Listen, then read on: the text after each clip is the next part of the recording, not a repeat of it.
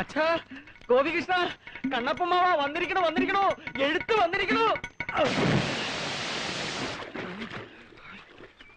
കലക്കാതെ കാര്യം പറ. ഞാൻ അങ്ങോട്ട് വന്നോട്ടെ. ഹരീഷ്ണ വരുന്നുണ്ട്. അവൻ ഇങ്ങോട്ട് മാറ്റം കിട്ടിയത്രേ. അതേതായാലും നന്നായി. അല്ലെങ്കിലും അവന് നമ്മളെ പിരിഞ്ഞിരിക്കാൻ പ്രയാസം. ചബി, അമ്മയുടെ അസുഖം എങ്ങനെയുണ്ട്? മറുപടി വൈകിയത് എനിക്ക് അസുഖവും ഒക്കെ ആയിരുന്നു. എപ്പോഴാ കണ്ണപ്പ അവൻ വരുന്നത്? അത് തന്നെയാ ഞാനും തപ്പുന്നത്. അവനിൽ എഴുതിയ തീയതി കുളത്തിൽ വീണ് പോയെന്നാ തോന്നുന്നു മച്ചമ്പി. അയ്യോ, നിന്നോട് ആര് പറഞ്ഞത് നനയ്ക്കാൻ? അവൻ വരുന്നു എന്നറിഞ്ഞപ്പം, അല്ല, ആ വീട്ടുവേലയ്ക്ക് അമ്മയെ സഹായിക്കാൻ ഒരാളെ കൊണ്ടുവരുന്നു എന്നറിഞ്ഞപ്പോ ഉണ്ടായ ആവേശത്തിൽ ഞാൻ ചാടിപ്പോയതാണ് അച്ഛാ. വന്നതൊന്നും പോരാഞ്ഞിട്ട് ഇനിയിപ്പൊ അവൻ ആരെയാണോ ഇങ്ങോട്ട് കെട്ടിയെടുക്കുന്നത്? ആണോ പെണ്ണോ? അതേ ഉള്ളൂ ഇപ്പൊ ഒരു മാർഗം. അവിടെ അമ്മയ്ക്ക് അകത്തൊരാളെ ആവശ്യമാണ്. ഈ പവിഴത്തെ ആ വേഷത്തിൽ കൊണ്ടുപോകും. പിന്നെ വരുന്നൊക്കെ ദൈവത്തിന്റെ അനുഗ്രഹമായി കരുതി സമാധാനിക്കാം. എന്റെ തല കറങ്ങുന്നല്ലോ കുട്ടനായരെ. തന്റെ തലയല്ലേ കറങ്ങുള്ളൂ. എനിക്കിത് കേട്ടിട്ട് എന്റെ ദേഹം മുഴുവൻ കറങ്ങുന്നു. ആട്ടെ, പവിഴം എന്താ പറഞ്ഞു? உங்க வீட்டுக்கு நீங்க மாத்திரம் போக போறது சொல்றதுக்கு தான் என்ன இங்க கூட்டிட்டு வந்தீங்களா? செத்தாலும் சரி, உங்களை விட்டு நான் இங்க தனியா இருக்க மாட்டேன்.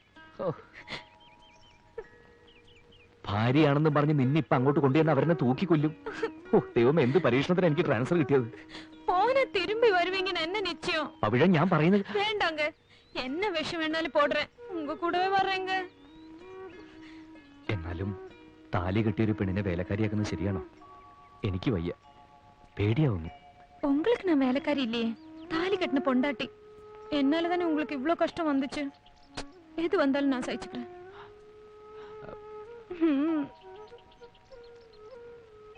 എനിക്ക് അച്ഛനെ പേടിയാ, ഏട്ടന്മാരെയും പേടിയാ, അമ്മാവനെയും പേടിയാ. തെറ്റി അവരെല്ലാ ബന്ധവും മറക്കും. നേരായ വഴിക്കാണെങ്കിലോ പൊന്നു പോലത്തെ സ്നേഹവും. ഓ, നിന്റെ അച്ഛനെങ്ങാനിത് അറിഞ്ഞ ആലോചിക്കുമ്പോ വീണ്ടും തലയുറ്റുക.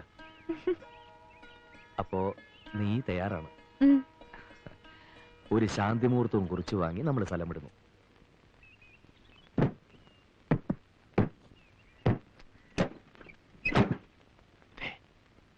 നീ ധൈര്യമായിട്ട് പോ. വല്ല കുഴപ്പം വന്നാൽ ഓടിയാ മതി. ശവത്തെ കുത്തരുത്. അതല്ല ഞാൻ പറഞ്ഞു. மழற தனியா போறோம்னு பயப்படுறியா? நாங்கெல்லாம் அடிக்கடி உன்னை வந்து பாத்துக்கிறோம். குட்டன் நாயரா, நானும் மாப்பிள்ள கூட போலான்னு இருக்கிறேன். நீயும் வரல? ഓ, പിന്നെ നെഞ്ചിൽ പിടിച്ചു. കൈയിട്, കൈയിട്, വഴിയുണ്ടാക്കാം.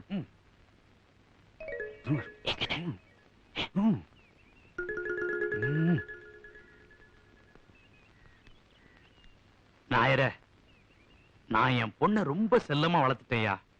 மாப்பிள்ளை வீட்டுல அவளை கண்கலங்காம பாத்துக்குவாங்கல்ல. അവിടുത്തെ ജീവിതം അവൾക്കൊരു അനുഭവമായിരിക്കും. ரொம்ப തങ്കமான ഇടം താനേ, കവലയേ വേണ്ട. அம்மாடி, மாப்பிள்ள கூப்பிடுறாரு, என்னன்னு போய் கேளு. போ.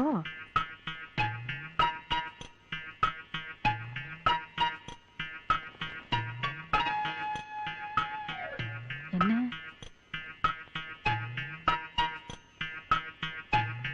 அப்படியா? என்னங்க மாப்பிள்ள அவங்க அப்பா அம்மாவோட கலந்து பேசி சம்பந்தி மரியாதையோட நம்மள அழைச்சிட்டு போகணும்னு நினைக்கிறாரு. அடேடே, அப்படியா? அதுவும் சரிதான். அப்படி போறதுதான் நம்ம கௌரவத்துக்கு மரியாதை. குட்டன் நாயரா, நீ போயிட்டு வந்து விஷயத்தை சொல்லு. എന്റെ ഗുരുവായൂരപ്പ. அதே யாரு? എന്റെ അച്ഛൻ. വാ. സമ്മതിക്കില്ല, ഇത് ഞാൻ സമ്മതിക്കില്ല. അച്ചമ്പി, ഞാനോട് തല്ലാൻ ഇതിലും നല്ല നമ്മൾ ആത്മഹത്യ ചെയ്തതാ. അച്ഛൻ മാറി നിൽക്ക്. ഇവരുടെ കാര്യം ഞാൻ ഏറ്റു. അതുങ്ങളെ തല്ലിയ ചത്തുവോന്ന് പറയടാ. ചത്താക്കാരി അവര് നോക്കിക്കൊള്ളു. അമ്മ ഇടപെടണ്ട. പഠിക്കണം പറയാം. ഓട്ടിച്ച് ഓടും, തെങ്ങുണ്ടായി ഓട്ടിക്കാൻ തുടങ്ങി. പിന്നെ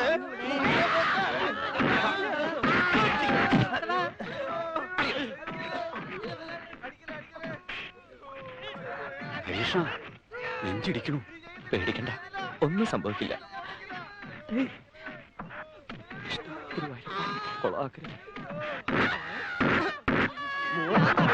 മേലേപ്പറമ്പ് ഓടിക്കാൻ തുടങ്ങി. ഹരീഷ്ണം വന്നു, അമ്മ ഹരീഷ്ണം വന്നു. മോനെ, എന്തായിരുന്നു ഇവിടെ ബഹളം? ഞാൻ ആകെ പേടിച്ചുപോയി. കള്ളത്തരം കാണിക്കുന്നവരോട് ഒരിക്കൽ ക്ഷമിച്ചാൽ അവൻ 10 തവണ വീണ്ടും കക്കും. ഇത്തവണ യുവമാരെ കെട്ട തേങ്ങയല്ല, നല്ല അസല തെങ്ങുണ്ടയ്യ. ഒരൊറ്റ കള്ളനോടും ഒരു കാലത്തും ഈ വീട്ടിലുള്ള ഒരാളും ക്ഷമിക്കുകയല്ല. ഇപ്പൊ നല്ലവണ്ണം പഠിച്ചല്ലോ. നീ വരുന്ന വഴിയാണോടാ? അതെ. അമ്മയ്ക്ക് സഹായത്തിന് ഒരു പെൺകുട്ടിയെ കൊണ്ടുവരുന്ന കാര്യം ഞാൻ എഴുതിയിരുന്നില്ലേ? അവളും അച്ഛനും എന്റെ ഒപ്പം വന്നിട്ടുണ്ട്. എന്നിട്ട് എവിടെ?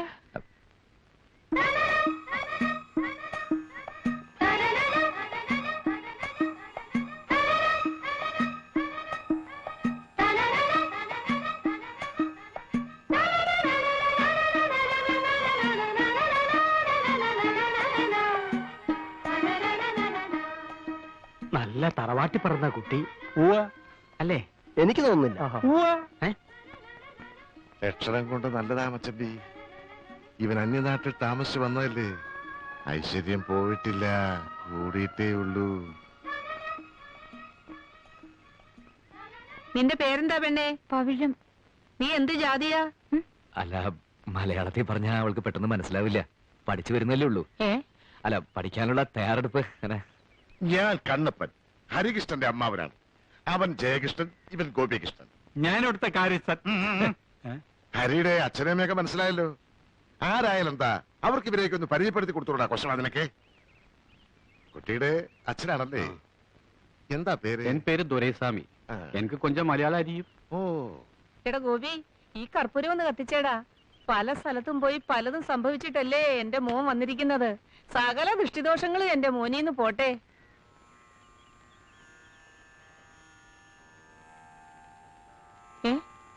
നീ എന്താ നീങ്ങി നിന്നത്? അല്ല, അവിടെ നിന്ന കാറ്റുകൊണ്ട് കർപ്പൂരം കേടും, അതുകൊണ്ടാ. കുട്ടിയെ അകത്തേക്ക് പൊയ്ക്കോളൂ.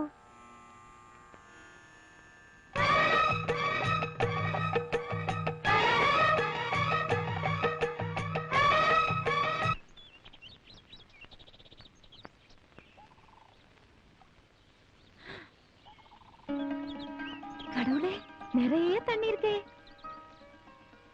இங்க ஒரு மாசம் எத்தனை திருடர்களை பிடிக்கும்? എന്താ?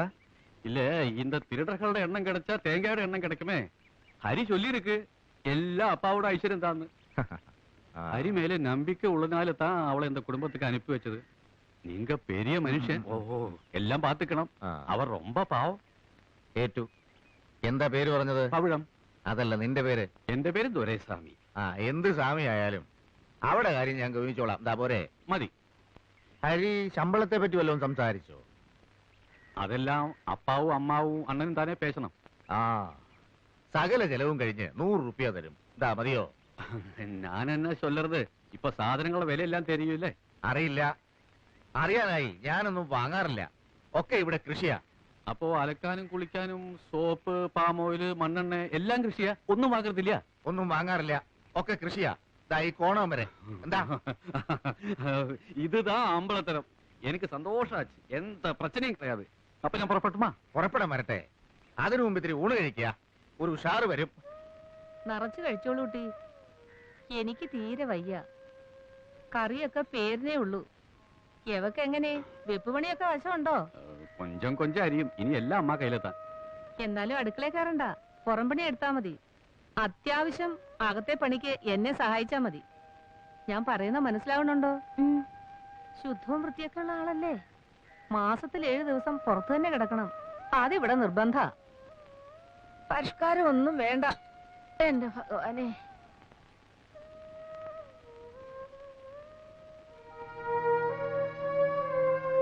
சொல்லுமா, நீ அவன் பொண்டாட்டின்னு அவங்க கிட்ட சொல்லட்டுமா? எந்த பிரச்சனை வந்தாலும் ഞാൻ പാത്തുக்கிறேன். കാണാൻ ഒരു ചന്തമൊക്കെ ഉണ്ട്. അത് കാണുമ്പോഴാ കൂടുതൽ പേടി. എന്തിനാ പേടിക്കുന്നത്? വെടിമരുന്ന് മഴയത്ത് കിടന്നാലും പൊട്ടിത്തെറിക്കും. വേണ്ടായിരുന്നു. എന്നാ അമ്മ ഒരു വാക്ക് പറ, ഞാൻ ഇപ്പൊ തന്നെ പറഞ്ഞു വിട്ടേക്കാം. ഊണും കഴിഞ്ഞ് അവരെ അങ്ങ് പറഞ്ഞയച്ചാലോ? അല്ല, പൊള്ളാച്ചിയിൽ എനിക്ക് സഹായത്തിനുണ്ടായിരുന്ന ഒരു കുടുംബ കഷ്ടപ്പാട് ഓർത്തിട്ടാ കൂട്ടിക്കൊണ്ടുവന്നത്. പിന്നെ ഞാൻ പറഞ്ഞു കേട്ട അമ്മ അവൾക്ക് വലിയ കാര്യാ. ആ, പിന്നെ അമ്മയുടെ കാലിന്റെ വേദനയ്ക്ക് ചില പച്ചമരുന്നുകളൊക്കെ പറഞ്ഞു തന്നിരുന്നു. ഞാനതങ്ങ് മറന്നു. അവളുടെ സ്വഭാവം എങ്ങനെ? അത് കണ്ടിട്ടല്ലേ അമ്മ ഞാനിങ്ങോട്ട് കൂട്ടിയത്. വന്നു കഴിഞ്ഞ സ്ഥിതിക്ക് കുറച്ചു ദിവസം നിർത്താം. അതെ. എന്തെങ്കിലും പ്രശ്നം ഉണ്ടാകുമ്പോ പറഞ്ഞു വിടാം. ആ സമയത്ത് നീ എന്നെ കുറ്റപ്പെടുത്തരുത്. ആ. ഓ,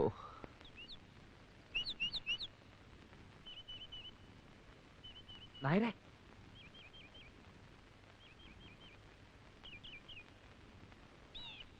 ഒരുപാട് വേദനിച്ചു എന്നറിയാം. എന്നോടൊന്നും തോന്നരുത്. ഏയ് ഒരു വിഷമമില്ല കുട്ടി. ഒരു കോമാളി വേഷം ജീവിതത്തിൽ ആർക്കും ഒരിക്കലാവാം. ഞാനും ഒന്ന് കെട്ടി, അത്രേ ഉള്ളൂ. പക്ഷേ വലിയൊരു തീക്കൊണ്ടത്തില് നീ ഒരു പാവം പെണ്ണിനെ അവിടെ നിർത്തിയിട്ടുണ്ട്.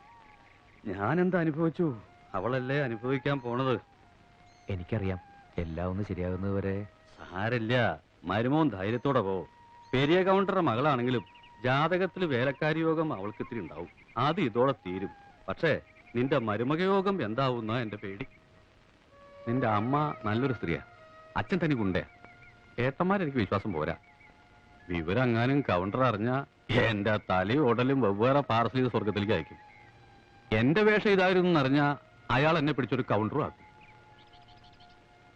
നീ അവളെ കെട്ടിയെന്ന് ഇത്തിരി ധൈര്യ കഷായം കുടിച്ചോണ്ട് പറഞ്ഞാൽ എന്താ സംഭവിക്കുക? എന്നെ അവർ ജീവനോടെ കുഴിച്ചു മൂടും. അതിത്തിരി കഷ്ടാവും, ശ്വാസം മുട്ടും. അതേതായാലും വേണ്ട. നല്ല പവിഴം പോലത്തെ ഒരു പെണ്ണ്, അതിപ്പോ കരയാണോ ചിരിക്കുകയാണോ എനിക്ക് മനസ്സിലാവാതെ.